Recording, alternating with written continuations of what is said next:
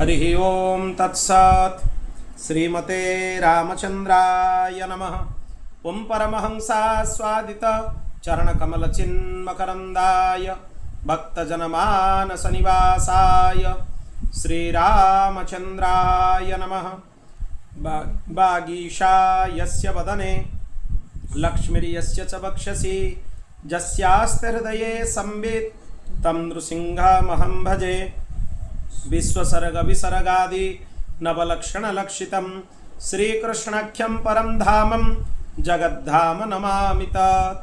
प्रह्लादनारद पराशर पुण्डरीक व्यासंबरीश सुखसौनक भीष्मदलभ्यं रुक्मङ्गदार्जुन वसिष्ठ विभीषणादीन् पुण्यानिमन् परम भागवतान् नमामि।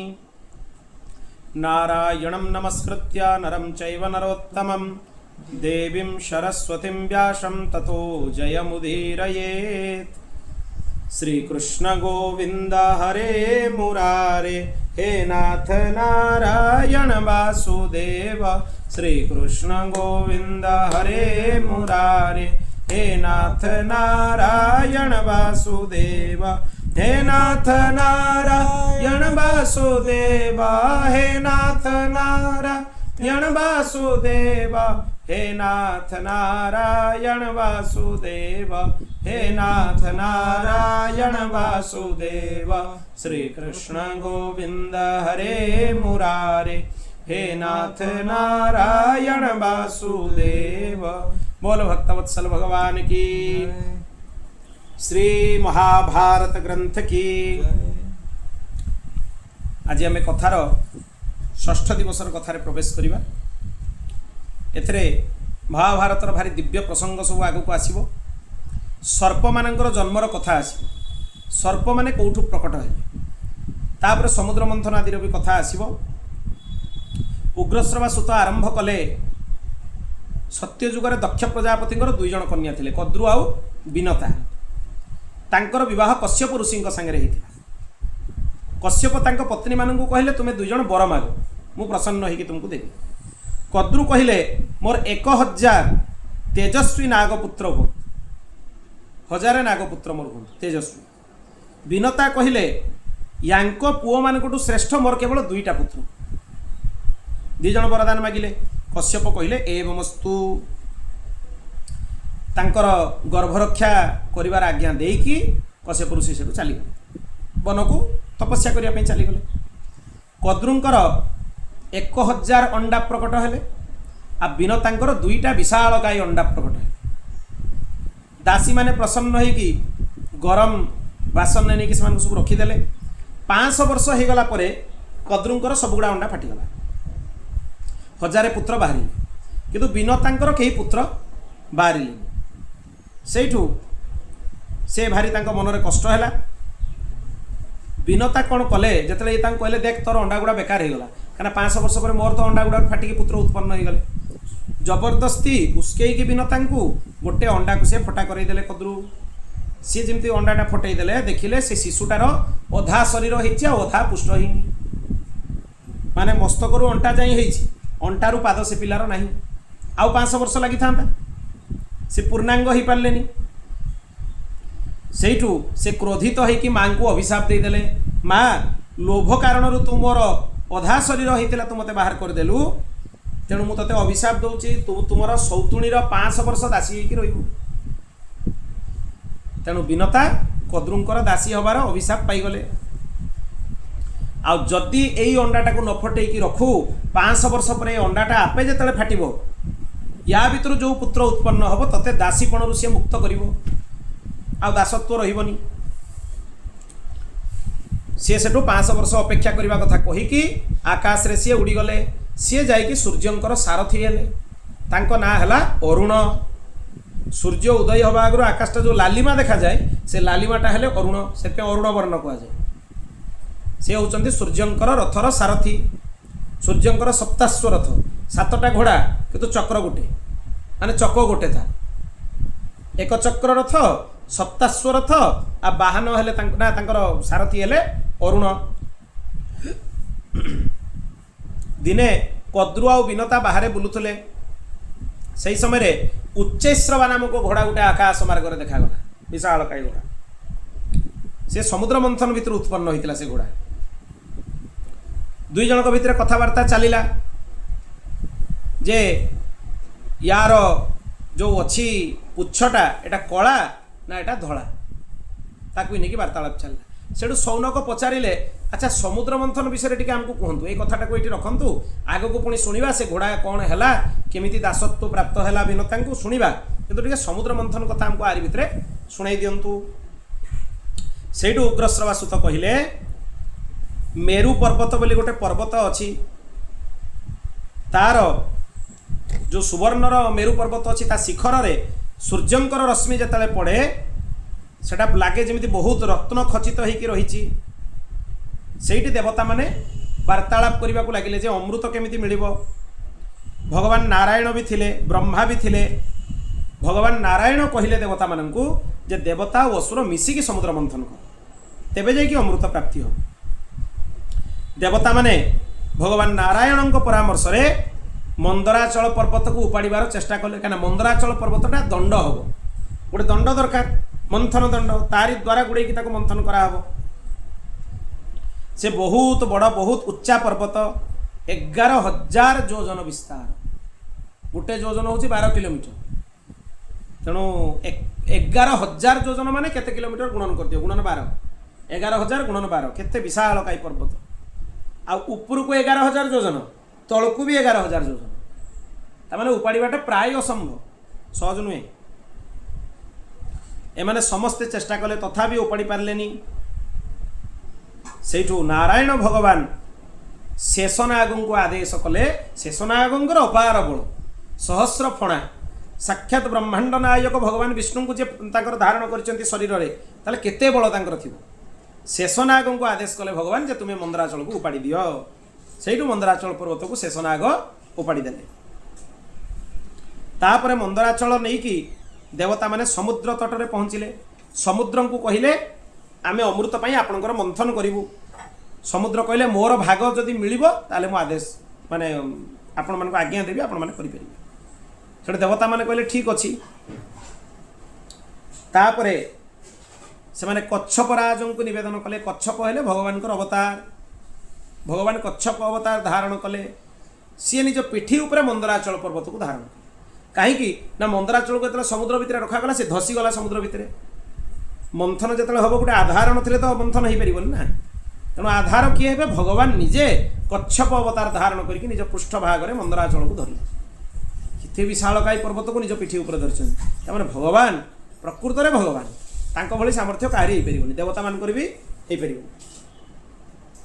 तापरे बासुकी नाग पाखक समस्ते गले तांको प्रसन्न करके आनिकी मंथन प्रारंभ कले नाग मान भितर दुई जन होउचंदी बहुत भल जड़े बासुकी आउ जड़े अनंत शेष ये भी कद्रुपुत्र किंतु शेषनागर अगाध भक्ति थिला भगवान विष्णु पाखे बासुकी अगाध भक्ति भगवान शिव पाखे बासुकी को कंठरे धारण करती भगवान शिव विशालकाय नाग से शिव गलार रहा बेलू से जमी रहा कथा रही जमी शेषनाग सेमती बहुत भल पाती भगवान नारायण से निज शरीर उपर भगवान नारायण को धारण कर दुई भाई आंक भितर आसुरी भाव नथिला ये भगवान को डाकुले से माँ पाखे रोते से भगवान को तपस्या करके प्राप्त कले बासुकी को जाइए मैंने प्रार्थना कले से बासुकी मंथन रे दौड़ी भली साहाय्य कले तांको धरिले आ बारंबार टाणिबा कारणरू बासुकी मुखर धूआं बाहरिला अग्निज्वाला बाहरिला ता द्वारा देवता मानक उपरे भयंकर माने जोड़ा कहती विषयुक्त धूआं युक्त वृष्टि हवा को लगिला समस्ते बेहोश हो गले पहाड़ उपरे वृक्ष माने निज निज भितरे गोड़े हवा को लगिले रगड़ी हो गले जिते से गछ गछ रगड़ी हो गले निआं बाहरला तांको भितर चारिआडे निआं लगिगला इंद्र सेठू वृष्टि करके से मेघ द्वारा अग्नि को शांत कले तापरे वृक्ष मानकर दुग्ध औषधि ये समुद्र भितर आसिक पड़ा तापरे पुनश्च देवता माने मंथन आरंभ कले तापरे देवता माने पुणी थकी गले मंथन करते भगवान नारायण मंथन भी एका करिछन गोटे पटे बासुकी को सी धरले आ गोटे हाथ में आ गोटे पटे बासुकी को धरले सी निजे धरिकी दी पटे मंथन कर देवता मान सामर्थ्य कहीं परमेश्वर ही करें भगवान निजे कले मंथन केते कष्ट भगवान कर कच्छप होगी पृष्ठ धरिले तांकर पार्षद शेषनाग को कहले मंदराचल दियो भगवान भक्त बासुकी दौड़ी हेले पुणी मंथन भी एम करें से ठिया दुई पटू धरिकी मंथन कले तापरे भगवान एतिकी कहिबारु समस्तंकर बल भी बढ़िला समस्त से कहले जाओ तुम बल वृद्धि हो तुम मंथन करवा आरंभ कर तापरे धीरे धीरे मंथन आरंभ होगा लगिला चंद्रमा प्रकट हेले मंथन ने प्रथम तो विष प्रकट हेले विष को भगवान सदाशिव धारण कले कंठरे तांको ना है नीलकंठ तापरे चंद्रमा प्रकट हेले चंद्रंकर किरण बहुत शीतलता प्रदान करे माने जल भी बरफ होते शीतल चंद्र तेणु तापर प्रकट हेले लक्ष्मी भगवती महालक्ष्मी भगवान नारायण को प्राप्त हेले सुरादेवी प्रकट हेले उच्चैश्रवा घोड़ा प्रकट है तापर भगवान नारायण को वक्षस्थल जो कौस्तुभ मणि अच्छी से कौस्तुभ मणिटा समुद्र मंथन भितर बाहर कल्पवृक्ष बाहर कामधेनु माता बाहर समस्ते लक्ष्मी सुरा चंद्रमा उच्चैश्रवा ये आकाश मार्ग देवलोक को चलीगले एवं शेष श्वेत कमंडलू अमृत कलश को हाथ में नहीं भगवान धन्वंतरी समुद्र मंथन भितर प्रकट हेले ये धन्वंतरी भी भगवान अवतार धन्वंतरी त्रयोदशी पूजा अर्चना करा जाए दीपावली 2 दिन पूर्वर त्रयोदशी तिथि रे धन्वंतरी भगवान जयंती शालग्राम धन्वंतरी भगवान प्रतिमा पूजा अर्चना से दिन करवा उचित तापरे समस्त भितर कोलाहल हो गला किए अमृत नब तापरे 4टा दांत थिबा विशाल श्वेत हस्ती ता भीतर बाहर ता ना ऐरावत 2टा शुंड 4टा दांत तापरे कालकूट विष कथा तो कही दिखाई भगवान शिव तांको कंठरे धारण कले ए अमृत और लक्ष्मी 2 जन बहुत विवाद है लक्ष्मी को किए नब अमृत किए नब लक्ष्मी तो भगवान नारायण को वर्ण कले भगवान मोहिनी अवतार धारण करिकी अमृत पात्र को नहीं गले राक्षस मान हाथ समस्ते मोहिनी को देखिक रूप में मोहित हो त्रैलोक्य मोहन जो मोहिनी होइजिबे आउ कहार अवस्था रही एमती भी से होती त्रैलोक्य मोहन 2 रे फिर मोहिनी हो गले सी ताले केते सुंदर होती देखी सब मोहित सी आउ कहीं अवस्था रहिले तापर देवता मान को लेकिन अमृत पीई देले राहु कौन कला चंद्र और सूर्य मझिरे देवता मान रूप हो पीदेला कि अमृत पीदेला बेलू शब्द है देवता मैंने पीले अमृत शब्द हम गोटे सुशीबार शब्द हुए से शब्दटा जार हम से भल नुहे से शब्द रू ही धरा पड़गला जी हूँ राक्षस से सूर्य चंद्र कहीदे जे आम भितर बस राहु भगवान तुरंत चतुर्भुज रूप धारण करके निजर सुदर्शन चक्र रे तार मस्तक अलगा करदे ये अमृतटा कंठरू पारि जाइथिला तेणु तार मस्तक हो गला राहु आ देहटा हो गला केतु आ जेहेतु सूर्य चंद्र कहीदे सूर्य चंद्र प्रति तार वैमनस्व रहा मन भितर से सूर्य आ चंद्र ऊपर से ग्रास करे जोटा ग्रहण पराग बोली कह जाए पंक्ति भेद करने कथा नुहे भगवान जानी जे राक्षस तथापि पंक्ति भेद कराଯିबनी बोली ताकू भी अमृत देले एमाने भी ये कहिबार नथिला अन्यर चुगली कले निंदा कले दंड पाउछन्ती आज समस्त शिक्षा अच्छी आ राहु छलना कला से मुंड देह अलग हो गला जे भूल कले समस्ते दंड पाई बोल भक्त वत्सल भगवान की तापरे मोहिनी अवतार को भगवान त्याग कले देवासुर संग्राम है भयंकर संग्राम है बहुत जोर शब्द भी है भितर नर आ नारायण रूप धारण करके भगवान युद्धभूमि को आसिले नर नारायण भगवान तापरे सेठी सबू राक्षस मान बद्ध कले भगवान आ जहाँ अल्प स्वल्प बंची जाइथिले से पृथ्वी आ समुद्र भितर बंचीगले सुदर्शन चक्र अनेक राक्षसों को नष्ट करदेले तापरे देवता माने सुरक्षित होइकी निज स्थान रे जाइकी रहिले सौनक आदि मुनि को अमृत मंथन कथा से भल भाव में शुणेले तापरे एबे पुणी पूर्व कथा को फेरबे कद्रु बिनता ठिया होते आकाश मार्ग देखुन जो उच्चैश्रवा घोड़ा बाहरी ये उच्चैश्रवा घोड़ाटा आकाश में उड़िकी जाऊँगी से भितर कथा है जे यार श्वेत वर्णर पुच्छ ना कृष्ण वर्णर पुच्छ कद्रु कहले ए घोड़ाटा श्वेत किंतु तार पुच्छ होची कला किंतु से कहले ना ये तो पूरा श्वेत से परस्पर भितर बाजी लगिला जी हारिब अन्य जड़े तार 500 वर्ष दासी हम कद्रु से कौन कहले तांकर पुओ मान नाग मान कहले जाओ सर्प माने से उच्चैश्रवा घोड़ार तार पुच्छरे गुड़े हो दूर जमी कला देखा देले मु जीतीजी बिनता को मोर दासी करदेवी किछि सर्प मानिले जो माने मानिलेनी मना कले माँ ये ठीक नुहे करवा आम करूनी तांकु कद्रु अभिशाप देले तुम जन्मेजय सर्प यज्ञ में पुड़की मरज जाओ मो कथा मानलनी सब जन्मेजय सर्प यज्ञ में मर जे मैंने कथा मानी बंचीगले जे कथा न मानी सी सब जन्मेजय सर्प यज्ञ में नष्ट हो अभिशाप मिले तापरे ब्रह्मा भी तार अनुमोदन कले कहीं एत सर्प से पृथ्वी पृष्ठ जहाँ को रागिले दंशन कले जहाँ को रागिले दंशन कले सर्प जदि एत हे पृथ्वी विनाश अवस्था को पड़े ब्रह्मा भी अनुमोदन कले भल होती माने किसी नष्ट हो जाऊ यही बाहाना आउ अंतिम सर्प किसी किसी रही से सर्प जोनि लाभ करके रहिबे तापरे बाजी लगेगी परदिन प्रातः काल दुई जन घोड़ा देखिया बाहरिले जेमती बाहर को देखिले घोड़ाटा देखागला धला पुच्छटा देखागला कला तामाने विनता कौन कले हारीगले तापरे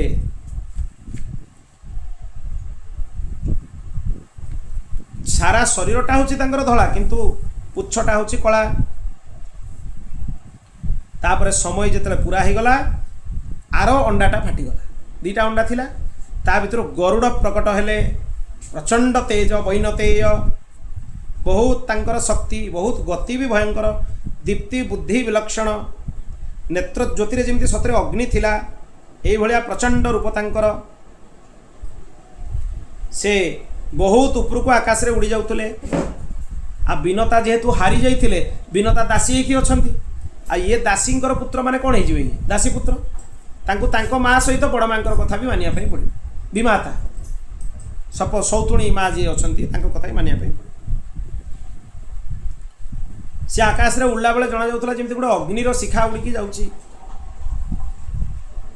देवता माने भाबिले ये अग्निदेव उड़ुचंती से माने प्रणाम करके कहले हे अग्निदेव आपण निज शरीर को बढ़ातुनी नले सबुआड़े जली पुड़िकी भस्म हो जीव अग्नि कहले ये मोर मूर्ति नुहे मु तो मो जगार अच्छी ये विनतानंदन परम तेजस्वी पक्षीराज गरुड़ आंकु देखिकी आपणकर भ्रम होउची ये नाग मानकर नाशक देवता मानकर हितैषी असुर मानकर शत्रु तेणु आंकु देखिकी आपण भयभीत हुअंतुनी सेठू समस्ते जाइकी गरुड़ को स्तुति करने को लगिले गरुड़ कहले आपण मैंने भयभीत हुअंतुनी मु मोर शरीर को छोट कर नौची आपण प्रसन्न हो जातु दिने विनता तांको पुत्रंक पाखरे बसिथिले कद्रु डाकिकी कहले मते समुद्र भितर नाग मानकर दर्शनीय स्थान देखिबार अछि तो पुत्र को कह मते नेकी जीव कहना तू मोर दासी आ गरुड़ हेले दासी पुत्र तेणु दासी पुत्र को मोर आज्ञा मानिया पई पड़िबो तांको कह मते नेकी जीवे मु समुद्र भितर देखिकी आसीबी नाग मानकर स्थान सेठू विनता कद्रुंक गरुड़ कद्रुंक कथा नहीं गरुड़ को कहले सेठू सबु सर्प मानंकु तांको संगरे कद्रुंकु नेकी गले बहुत दूर जाई नेकी गले जेतले ऊपर को गले सूर्यंकर तेज पड़ला किछि साप बेहोश हो गले कद्रु इंद्र को प्रार्थना कले इंद्र सेठू मेघमाला रे आच्छादित करदेले सर्प माने सेठू आउ थरे पुनर्जीवित हो गले सी जाइकी लवण सागर देखिले मनोहर वन देखिले सबुआड़े देखिले जाइकी दर्शन कले बहुत सुंदर सुंदर दीप भी जाइकी देखिले सी कहले तांको माँ को पचारे गरुड़ माँ आमे कहीं आज्ञा पालन करुचु ये जुआड़े नहीं जाइते कहले आमे निबु जुआड़े जहाँ करने कहले करूँ कौन पाई करूँ सेठू तांको माँ कहले जे ये मते छलरे बाजी हरई देइथिले आ सेइति पई मु 500 वर्ष तांकर दासी होबा को पड़िला ସେଇଠୁ ଗରୁଡ଼ ଶୁଣିକି ବହୁତ ଦୁଃଖୀ ହେଲେ। ସେ ସାପମାନଙ୍କୁ କହିଲେ ତୁମେ କୁହ କ'ଣ କଲେ ମୋ ମାଆଙ୍କୁ ତୁମେ ମୁକ୍ତ କରିଦେବ? ମୋ ମା ଆଉ ଦାସୀ ହେଇକି ରହିବେନି, 500 ବର୍ଷ ବି ହେଇଗଲା, ମୁଁ ଜନ୍ମ ହେଇସାରିଲିଣି, ଆଉ ମା ଦାସୀ ହେଇକି ରହିବେନି, କ'ଣ କରିବା ପାଇଁ ପଡ଼ିବ? ସର୍ପମାନେ କହିଲେ ତୁମେ ଯଦି ଆମ ପାଇଁ ସ୍ୱର୍ଗର ଅମୃତ ଆଣିକି ଦେଇଦେବ ତାହେଲେ ତୁମ ମାଆଙ୍କୁ ଆମେ ଦାସତ୍ୱରୁ ମୁକ୍ତ କରିଦେବା। ତାମାନେ ବର୍ତ୍ତମାନ ଗରୁଡ଼ ଚାଲିବେ ସ୍ୱର୍ଗର ଅମୃତ ଆଣିବା ପାଇଁ, ଅମୃତ ଆଣିକି ଦେବା ପାଇଁ ଚେଷ୍ଟା କରିବେ ଇତ୍ୟାଦି କଥା ତାପରେ ଆସିଲା। ସୌନକାଦି ଋଷିମାନେ ପଚାରିବାରୁ ପୁଣି ଉଗ୍ରଶ୍ରବା ସୁତ ଆଗକୁ ବର୍ଣ୍ଣନା କଲେ। ଗରୁଡ଼ ଯେତେବେଳେ ଏକଥା ସର୍ପମାନଙ୍କ ପାଖରୁ ଶୁଣିଲେ ସେ ତାଙ୍କ ମାଆଙ୍କୁ କହିଲେ, ମା ମୁଁ ଯାଉଛି ଅମୃତ ଆଣିବା ପାଇଁ, କିନ୍ତୁ ମୁଁ ଖାଇବି କ'ଣ, ମୋର ଖାଦ୍ୟ କ'ଣ ହେବ? ବିନତା କହିଲେ ଗୋଟେ କାମ କର, ସମୁଦ୍ରରେ ନିଷାଦ ମାନଙ୍କର ଗୋଟେ ବସ୍ତି ଅଛି, ତାଙ୍କୁ ଖାଇଦେବ, ଦେଖି ଅମୃତ ନେଇ ଆସିବ। ଗରୁଡ଼ ବିଶାଳକାୟ ପକ୍ଷୀ, ସେ ତ ଖାଇବେ ନା, ତାଙ୍କୁ କିଛି ଖାଦ୍ୟ ଦରକାର। କିନ୍ତୁ ମନେ ରଖ ଯେ ବ୍ରାହ୍ମଣ ମାନଙ୍କୁ ଖାଇବନି, ବ୍ରାହ୍ମଣକୁ ହଜମ କରିପାରିବନି ତୁମେ, ଆଉ ଯାହାକୁ ଖାଉଛ ଖାଅ। ଗରୁଡ଼ ତାଙ୍କ ମାଆଙ୍କର ଆଜ୍ଞାରେ ସେ ଦୀପ ଭିତରକୁ ଗଲେ, ନିଷାଦ ମାନଙ୍କୁ ଖାଇଲେ। ଭୁଲରେ ଗୋଟେ ବ୍ରାହ୍ମଣ ତାଙ୍କ ଗର୍ଭକୁ ପଳେଇ ଯାଇଥିଲା, ସେଇଠୁ ତାଙ୍କ ତାଳୁ ଜଳିବାକୁ ଲାଗିଲା। ସେ କଶ୍ୟପଙ୍କ ପାଖକୁ ଗଲେ। କଶ୍ୟପ କହିଲେ ତୁମେ କୁଶଳ ତ? ହଁ ମୁଁ କୁଶଳ ଅଛି, ମୁଁ ଅମୃତ ଆଣିବା ପାଇଁ ଯାଉଛି। ମୋର କାହିଁକି ଜଳୁଛି ତାଳୁ? ନା ଭୁଲ ବଶତଃ ତୁମେ ଗୋଟେ ବ୍ରାହ୍ମଣକୁ ମାନେ ଇଏ କରିଦେଇଛ, ପାନ କରିଦେଇଛ। ଯଦ୍ୟପି ସେ ବ୍ରାହ୍ମଣର ବ୍ରାହ୍ମଣତ୍ୱ ନଥିଲା, ସେ ବ୍ରାହ୍ମଣୋଚିତ ସଂସ୍କାରରେ ନଥିଲା, କିନ୍ତୁ ସେ ବ୍ରାହ୍ମଣ କୂଳରେ ଜନ୍ମ ହେବାର ଯେଉଁ ପରମ୍ପରା, ତାର ବ୍ରାହ୍ମଣର ତେଜ ତା ଭିତରେ ଥିଲା, ସେତିକିରେ ବି ବ୍ରାହ୍ମଣ ଭଳି ସିଏ ଗ୍ରହଣୀୟ ହେବ। ତେଣୁ ବ୍ରାହ୍ମଣକୁ ତୁମେ ବାହାର କରିଦିଅ। ସେ ବାହାର କରିଦେଲେ, ବାହାର କରିଦେଲା ବେଳକୁ ତାଙ୍କର ଜ୍ୱଳନ ଶାନ୍ତ ହେଇଗଲା। ତେଣୁ ଗରୁଡ଼ ସେଠୁ ତାଙ୍କ ବାପାଙ୍କୁ କହିଲେ, ମୋ ମା କୁଶଳ ଅଛନ୍ତି, ମୋତେ ଯଥେଷ୍ଟ ଭୋଜନ ମିଳୁନି, ମୋ ମାଆଙ୍କୁ ଦାସତ୍ୱରୁ ମୁକ୍ତ କରିବା ପାଇଁ ମୁଁ ଅମୃତ ଆଣିବା ପାଇଁ ଯାଉଛି, ଆପଣ କିଛି ମୋତେ ଖାଇବା ପାଇଁ କୁହନ୍ତୁ ଯଦ୍ୱାରା ମୋର କ୍ଷୁଧା ଶାନ୍ତ ହେବ। ସେଠୁ କଶ୍ୟପ କହିଲେ ଏଇଠୁ କିଛି ଦୂରରେ ଗୋଟେ ସରୋବର ଅଛି, ସେଠି ହାତୀ ଆଉ କଚ୍ଛପ 2 ଜଣ ରହୁଛନ୍ତି। ସେ ପୂର୍ବଜନ୍ମର 2 ଭାଇ, କିନ୍ତୁ ଏବେ ଶତ୍ରୁ ଭଳିଆ ରହୁଛନ୍ତି। ସେ 2 ଜଣଙ୍କୁ ତୁମେ ଖାଇଦେବ, ଯାଅ। ସେଠୁ ଗରୁଡ଼ ପଚାରିଲେ ସେମାନେ କିଏ, ତାଙ୍କ ପୂର୍ବଜନ୍ମ କଥା ଟିକେ କୁହନ୍ତୁ। ସେଇଠୁ କଶ୍ୟପ ଋଷି ତାଙ୍କର ପିତା କହିଲେ, ପୂର୍ବ କାଳରେ ବିଭାବସୁ ନାମକ ଜଣେ ଋଷି ଥିଲେ, ବହୁତ କ୍ରୋଧୀ। ତାଙ୍କର ସାନ ଭାଇ ଥିଲେ ସୁପ୍ରତୀକ। ଏଇ ଯେଉଁ ସୁପ୍ରତୀକ ଥିଲେ, ସିଏ ତାଙ୍କର ଧନକୁ ବଡ଼ ଭାଇଙ୍କ ସାଙ୍ଗରେ ରଖିବା ପାଇଁ ଚାହୁଁନଥିଲେ। ସେ କହିଲେ ଭାଗ କରିଦେବା ଆମେ। ବିଭାବସୁ ନିଜ ସାନ ଭାଇକୁ କହିଲେ, ସୁପ୍ରତୀକ ତୁମର ଧନ ଦରକାର ହେଉଛି, ସେଥିପାଇଁ ତୁମେ ବାଣ୍ଟିବା ପାଇଁ ଚାହୁଁଛ, କିନ୍ତୁ ବାଣ୍ଟା ହେଲେ ଜଣେ ଆଉ ଜଣଙ୍କର ବିରୋଧୀ ହେଇଯିବ। ମିଶିକି ରହିବାଟା ଭଲ, ଭାଗ ବାଣ୍ଟ କରିବାଟା ଠିକ୍ ନୁହେଁ। ପରସ୍ପରର ଶତ୍ରୁ ହେଇଯିବା ଆମେ।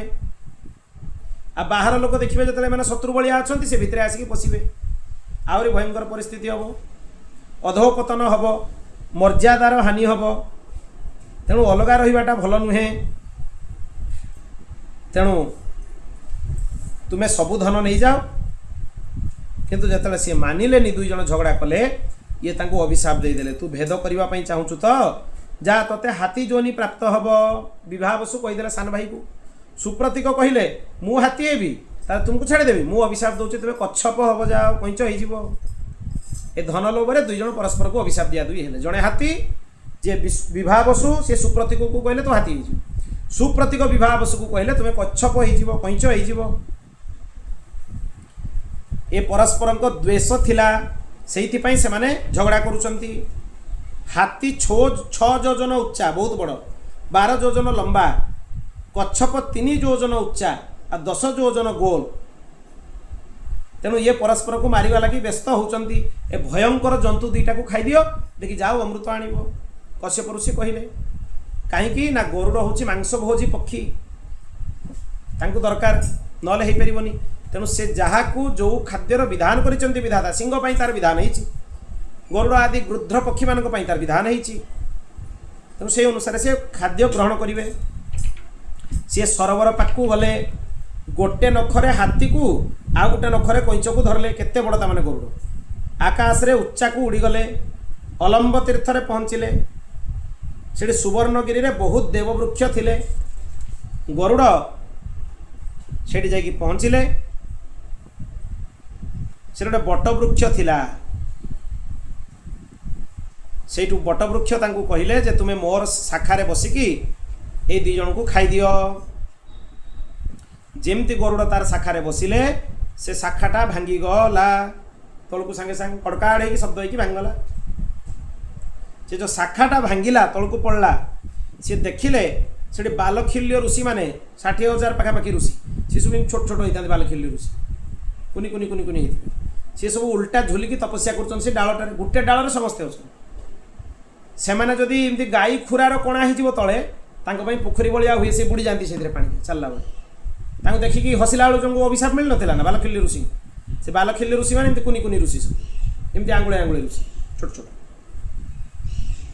गरुड़ भाविले जे शाखा जदि तांको उपरे पड़िबो ताले ब्रह्मर्षि माने मरजिबे मते भयंकर अभिशाप देवे सेटु तांको चंचुरे से डालटा को धरिले आउ हाथी आउ कच्छप को निज पंजारे दबेईकी धरिले आकाश रे उड़ुथिले बालखिल्य मानक उपरे दया थिबारु से कोठी बसिलेनी से जाइकी गंधमार्दन पर्वत उपरु को गले कश्यप देखिले जे तुरंत किछि काम करबा कथा नुहे बालखिल्य ऋषि माने बहुत तेजस्वी से सूर्य किरण को पान करके तपस्या करुचंती से माने क्रुद्ध हो जाइथांते भस्म कर देइथांते तुमको सेठु कश्यप बालखिल्य ऋषि मान को प्रार्थना कले जे आर कोनोसी दोष नाही आपण गरुड़ को अभिशाप देबेनी ये बहुत बड़ काम करबा पई आछंती बालखिल्य ऋषि माने अभिशाप देलेनी से गरुड़ंकर प्रशंसा कले आ से शाखा छाड़ी देकी से माने पळैले आ गरुड़ं को कहिले तुमर पंख भारी सुंदर से तुम ना सुपर्ण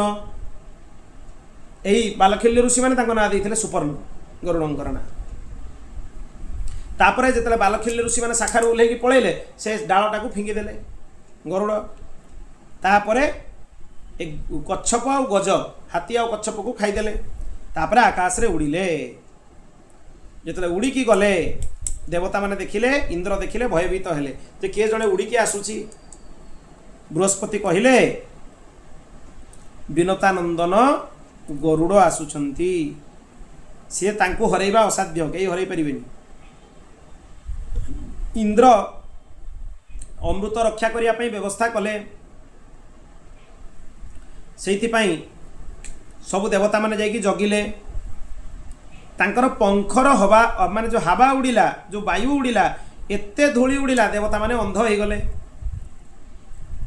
से किसी जानी पारलेनी कौन होची किछि क्षण तो गरुड़ को देखी पारलेनी आउ किछि जन को चंचुरे आउ तांकर डेणारे गरुड़ तांको जर्जरित करदेले सेठु वायु को कहले जे तुम धूलीर पर्दा कर दियो वायुर पर्दा कर दियो तांको अटकाई दियो गरुड़ गर्जना करिवा मात्र के सब नष्ट हो गला गरुड़ किछि तांकरे माने करि पारलेनी सब देवता गोटे गोटे करी परास्त हेले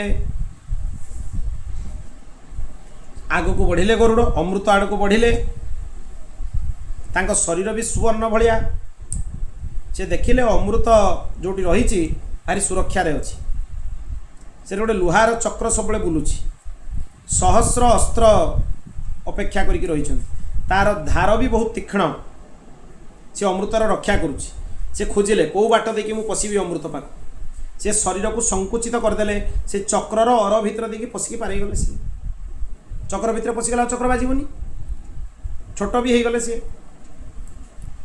आग को बढ़ला बेलू देखिले दीटा भयंकर सर्प अच्छा केते सुरक्षा अमृत को रखाई से माने जीभ तांकर लह लह जीभ देखा जाउची तांको दृष्टि रे विष संचार हो एते भयंकर सर्प तांको धूली फिंगिकी तांको आखि को तांको आखि बंद करदेले आ चंचु प्रहार करिकी पंजाब प्रहार करिकी तांको नष्ट करदेले चक्र को भी भांगीदेले सेइटो अमृत पात्र नहीं कि उड़ी जावाको बाहरिले किंतु से अमृत निजे पीलेनी सर्प मान पाखु आसिले मार्गरे भगवान विष्णु देवता मान रक्षक अमृतर रक्षक तेणु तांको सहित तांकर देखाला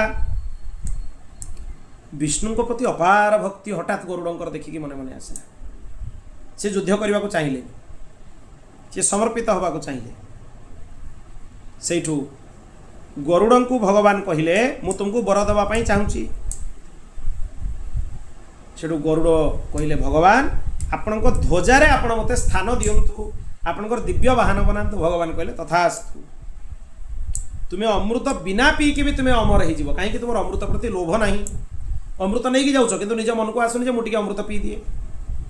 निर्लोभी हवा कारण तुमको मु वरदान दूची बिना अमृत पान रे तुम्हें अमर हो गरुड़ से अमर। भगवान विष्णु तांको वरदान देले। तापरे गरुड़ भी कहते भगवान मु आपन को गोटे वर देवाई जाऊँगी चाहूँगी। सेठू भगवान कहले ठीक अच्छे तुम्हें मोर वाहन हो जाओ। परस्पर भितर एमती कथोपकथन है। देखिए अमृत नहीं कि सी आग को गले इंद्रंकर से चेता खुली जाए। सी वज्र चलैले वज्रटा गरुड़ उपरको जो आसिक बाजिला से वज्रर अपमान हम बोली गोटे पंख खाली झाड़ीदे गरुड़ निज देह किसी है गरु वज्र भी किसी कर तापरे से आगक आगक नहीं बढ़िले से जो पंखटा पड़गला से पंखटा भारी सुंदर देखा जाउथला तेणु भी तांकु सुपर्ण बोली कहा जाए। ये भी गोटे कथा। इंद्र कहिले धन्य ए पराक्रमी पक्षी या संगे केही पारिले नाही एते भयंकर। से कहिले मु तुम सागरे मित्रता करबा पई चाहूची। से कहले ठीक अछि। देवराज ताले तांकर मित्र हो गले। किंतु से कहले गोटे कथा जान जे तुम्हें जदि सर्प मान को नहीं दब विष ना अमृत ताले से माने एते पराक्रमी हेबे भविष्य में क्या मानवेनि सबुआड़े उपद्रव करेंगे। तेणु तांकु दबाटा ठीक नुहे। परस्परंकर कथोपकथन है।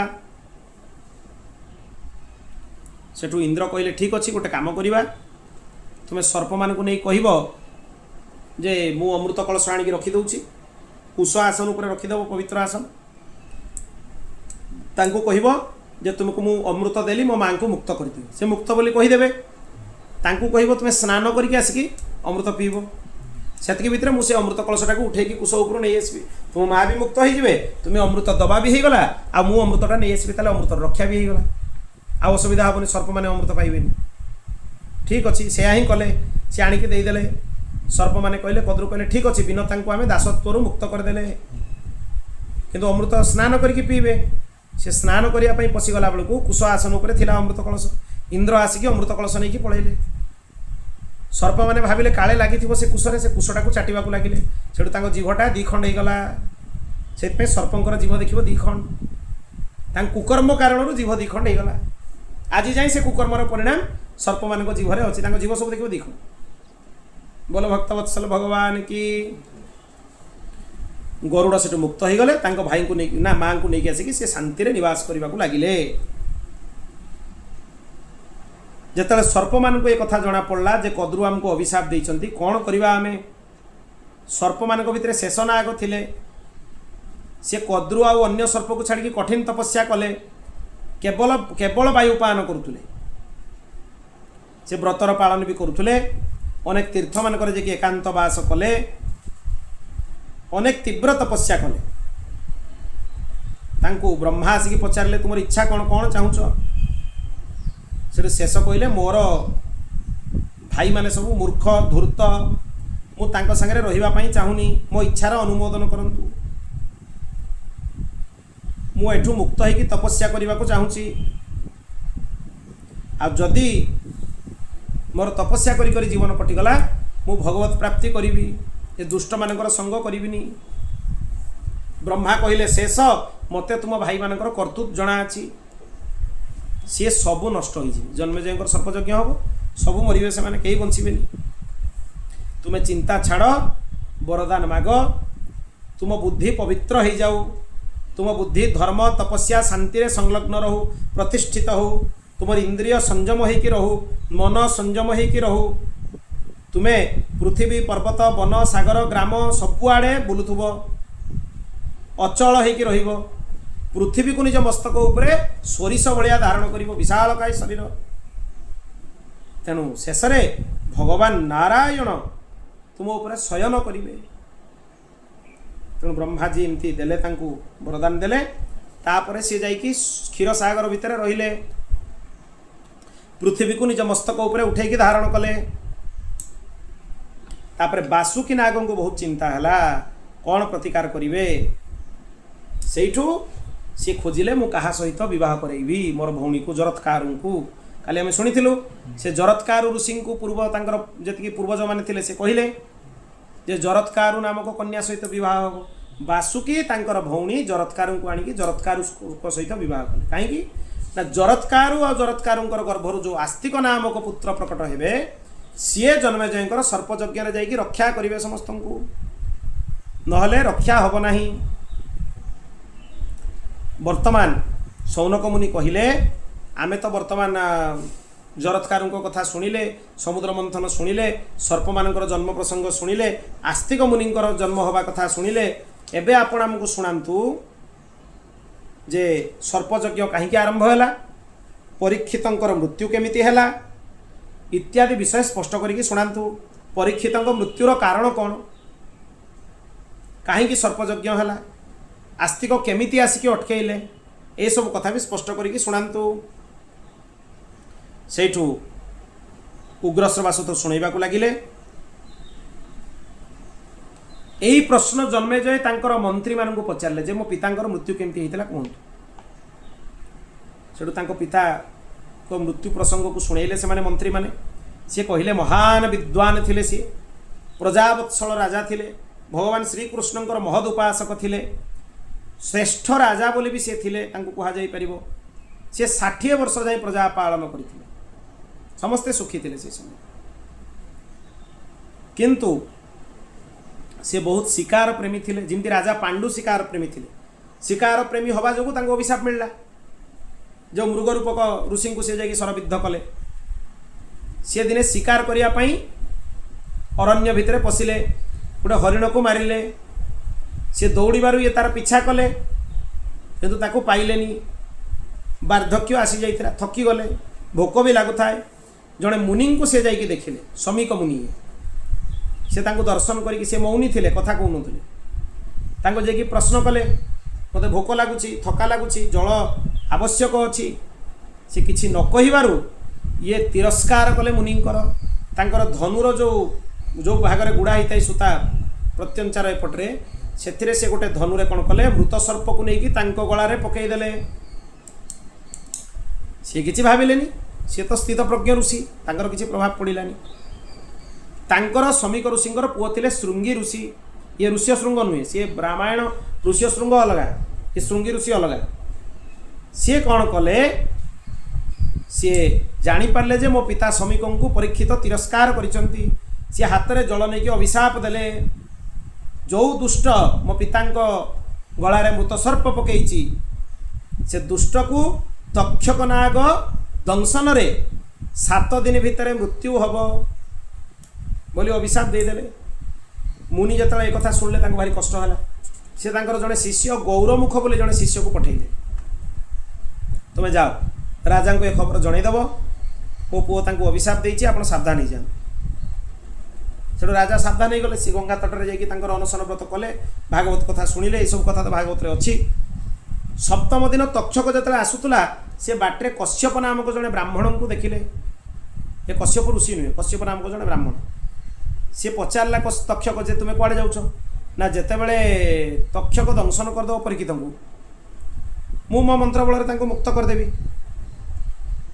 तक्षक कहले मु ही तक्षक मु जहाँ को दंशन करी ताकू कहीं जीवित कराइपारे से तक्षक गोटे वृक्ष को दंशन करदेला से वृक्षटा जलिकी भस्म हो गला ये कश्यप ब्राह्मण तांको विद्या बल मंत्र जल सिंचन करदे से वृक्षटा सांगे सांगे ठीक हो गला तक्षक जानला मुझे परीक्षित को दंशन करी ये ब्राह्मण जाकि बंचे से बाटे कौन कला ये अनेक धन रत्न देकी बुझेकी से पठेदेला तुम जीवा दरकार नहीं सेठी जी धन पाई था ये अधिक धन नियो सेठू जन्मेजयंकर राग बढ़िला से निश्चय कले जे मोर पिता जी भयंकर मृत्यु प्रदान करिथिबा सर्प ताकू मु रखिबिनी निश्चय तार मृत्यु हम बहुत रागी गले सी मु बिल्कुल ताकू छाड़बिनी से ऋत्युज मान को डाकिले आपण मैंने सर्पयज्ञ व्यवस्था करंतु सबु सर्प जमती यज्ञ नष्ट हो समय रे यज्ञकुंड तैयारी होगा आरंभ हो गला, यज्ञ मंडप तैयारी हो गला। सी कहले जे मनुष्य व्यतीत आउ कहीं जमी यज्ञ मंडप न पशिबे। प्रहरी जगेदेले। ऋत्विज माने मंत्र उच्चार पूर्वक आहुति देवा लगिले। सर्प माने कंपी कंपी कंपी कंपी चित्कार करी से अग्निकुंड रे गोटे गोटे करी पड़वा लगिले। सर्पयज्ञ च्यवन वंशी चंड भार्गव माने होतारे थिले। कौत्स ऋषि उद्गाता पदरे थिले। जैमिनी ब्रह्मा पदरे थिले। आउ सारंगरव ये पिंगल एमाने अध्वर्यु थिले। यज्ञ रे ब्राह्मण मान चारिटा पदवी थाए। गोटे हूँ होता, उद्गाता, ब्रह्मा, अध्वर्यु। ए चारिटा पदरे ये माने थिले। ता चारिटा वेदरू 4 जण ब्राह्मण रुहंती प्रत्येक यज्ञ रे। ऋग्वेद ब्राह्मण रहिबे, यजुर्वेद ब्राह्मण रहिबे, सामवेद ब्राह्मण, अथर्ववेद ब्राह्मण। तांको सहित व्यास, उद्दालक, प्रमतक, श्वेतकेतु, असित, देवल एमाने सबु थिले। सबु आहुति देवाकू लागिले। सबु सर्पंकर चर्बी मेद धारा बहिबाकू लागिला। चारिआडे दुर्गंध व्याप्त हो गला। एते साप पुड़िले ता भितरे सबुआडे भयंकर दुर्गंध। सर्प मान चित्कार आकाश रे गुंजन हो उठिला। तक्षक जेतेले शुणिला जे भली असुविधा होईची, से देवराज इंद्रंक पाखरे शरण रे पशिला। मोर रक्षा करंतु, सर्पयज्ञ मोर रक्षा करंतु। तेणु जन्मेजय सर्पयज्ञ रे सर्प मानकु तो नष्ट करौथिले। धीरे धीरे से कहिले जे तक्षक नाग कहीं आसुनी, एते पर्यंत कहीं आसिकी पहुँचलानी। बहुत बहुत माने सर्प आसी गोटे गोटे कर नष्ट हो जाती सेठी। बासुकी नाग को भारी कष्ट होता है। से जरत्कार को कहले मो माने सर्प कूल को बंचेवाई मुझे तुमको जरत्कार ऋषि सहित बहुत करी। एबे तुम्हें आमर रक्षा कर। तुम पुत्र आस्तिक को पठाओ, से सर्पयज्ञ जाकि बंद कर। सेठू जरत्कार कौन कले, आस्तिक को पठेले, तुम्हें जाओ समस्त को रक्षा कर। से कहले व्यस्त होनी, मुझे बंद करदेवी, सर्पयज्ञ आउ हेते देवी। सी आश्वासना देकी आस्तिक आग को बढ़ा लगिले। सेठू आस्तिक यज्ञशाला जाकि जिते पहुँचले सुंदर स्तुति करने को लगिले। समस्ते प्रसन्न हो गले। सी सेठू कहले, आस्तिक आसी कहले जे हे सभासद गण, आपण जदि मो पाई प्रसन्न मते यज्ञ रे दान प्रदान करंतु। यज्ञ रे ब्राह्मण मान को दान दिया जाए। सही समय रे तक्षक को तो क्रोध थिला। तक्षक आसी जाऊ। तक्षक एपटे इंद्र पाखे शरणागत होता है। इंद्र ताको अभय देइचंती। जन्मेजय कहले ब्राह्मण मान को एमिति मंत्र पढ़ंतु, इंद्र सह सिंहासन सह टाणी आणंतु। से तक्षक गुड़े होता इंद्र सिंहासन में, इंद्र पाखे शरण पशिला। से ब्राह्मण मान कहले ठीक अच्छी। जन्मेजय कथा शुणिकी ब्राह्मण माने आहुति करने आरंभ कले। भयंकर आहुति देले। तापरे इंद्र सिंहासन सहित ब्राह्मण माने तक्षक को टाणी आणले। ये कौन कले, से आकाश मार्ग रे तांको अटकई देले। आस्तिक रही जाओ, सेठी रही जाओ। से अग्निकुंड रे पड़िलेनी, बंचीगले तक्षक। आस्तिक इच्छा पूर्ण हो गला। एठी यज्ञ को पूर्ण करंतु। बहुत निरपराधी सर्प भी मरीछ। सबु सर्प तो दोषी नुहे। तापरे हिंसा करवाटा ठीक नुहे। से समस्त को बुझाइले। सही समय यज्ञ बंद हबार भविष्यवाणी होता। यज्ञ बंद है। यज्ञांत अवभृत स्नान है। यज्ञ पर गोटे अवभृत स्नान हुए। अवभृत स्नान है। समस्ते आस्तिक को प्रसन्न हो स्वागत कले। आस्तिक कहले सर्प मानू जे जीए मोर ये उपाख्यान को पाठ करिवो बा सुनिबो, मु सर्प मानू आसिक बंचेइली, ताकू सर्प माने कौन क्षति करिवे नाही। आउ जीए ये मंत्र अच्छी 3टा महाभारत रे 3टा मंत्र अच्छी, या जी पाठ करिवो घर बाहर लिखईदेव, सर्प उपद्रव हबनी। सर्प माने आसिक हैरान करि परिबेनी। आ जदि कई हैरान करिवे सर्प माने, ताले आस्तिकंग वचन अनुसार तांकर मस्तक शतखंड खंडित हो जिवो। कौन कौन अच्छी से मंत्र? जो जरत्कारुणा जात जरत्कारो महाजसः आस्तिकः सर्पसत्रेव पन्नगाञ्जोऽभ्यरक्षत तं स्मरन्तं महाभागा न मां हिंसितुमर्हत सर्पापसर्पभद्रं ते गच्छ सर्प महाविष जनमे जयस्य जज्ञन्ते आस्तिकवचनं स्मर आस्तिकस्य वच श्रुत्वा ज सर्पो न निवर्तते सतदा भिद्यते मूर्ध्नि सिंहवृक्ष फलम यथा। तेणु आकु देई दिया जीवो वीडियो रे लिखिदेव एटा को देले समस्त काम रे भी लागि जीवो। सेइटू सर्पयज्ञ बंद हैला। एई सर्पयज्ञ रे वर्तमान आगकू वैशंपायन महर्षि जन्मेजय को महाभारत कथा सुनैबा आरंभ करिवे। ताने आगामी पर्याय रे कथार आरंभ हबो। महाभारत चरित्र केमिति प्रवेश है ये सर्पसत्र जाए कथा पूर्ण है। ये आस्तिकंकर चरित्र जी शुणव सर्प दोष नष्ट हो सर्प दोषान्निवर्तते। ये आज कथा को आम विराम दबा। ये कथा ये पूर्ण है। श्रीकृष्णार्पणमस्तु श्री भगवदार्पणमस्तु। ओम पूर्णमदः पूर्णमिदं पूर्णात् पूर्णमुदच्यते पूर्णश्च पूर्णमादाय पूर्णमेवावशिष्यते। हरि ओम शांति शांति शांति।